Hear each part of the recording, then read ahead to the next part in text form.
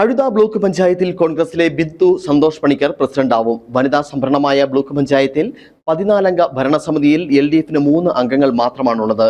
കോൺഗ്രസിന് മികച്ച വിജയം നേടാനായ പീരിമേട് പഞ്ചായത്തിൽ DCC സെക്രട്ടറി ശാന്തി രമേശിനാണ് പ്രസിഡന്റ് പദവിക്ക് സാധ്യത.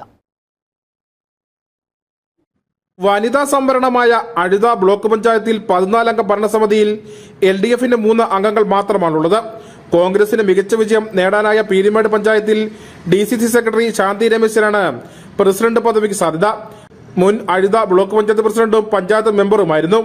പ്രസിഡന്റ് പദവി പട്ടികജാതി സംവരണമായ പെരുവന്താനത്ത് കോൺഗ്രസിന്റെ KR വിജയൻ പ്രസിഡന്റാകും.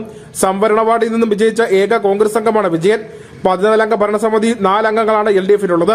നറുക്കെടുപ്പിലൂടെ UDFന് ഒറ്റ സീറ്റ് ഫലം ലഭിച്ച ഏലപ്പാറ പഞ്ചായത്തിൽ കക്ഷിനില UDFന് 9, LDFന് 8 എന്നിങ്ങനെയാണ്. RSPക്ക് 1 സീറ്റ് ലഭിച്ചിട്ടുണ്ട്. പ്രസിഡന്റ് പദവി വീതം വെച്ച് നൽകുന്നതിനാണ് സാധ്യത. ചർച്ചകൾ തുടരുകയാണ്.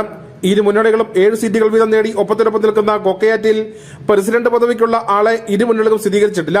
ചർച്ചകൾ തുടരുകയാണ്. ഭരണം കിട്ടുന്ന മുറയ്ക്ക് പ്രസിഡന്റിനെ പ്രഖ്യാപിക്കാനാണ് നീക്കം. News bureau, Peermade.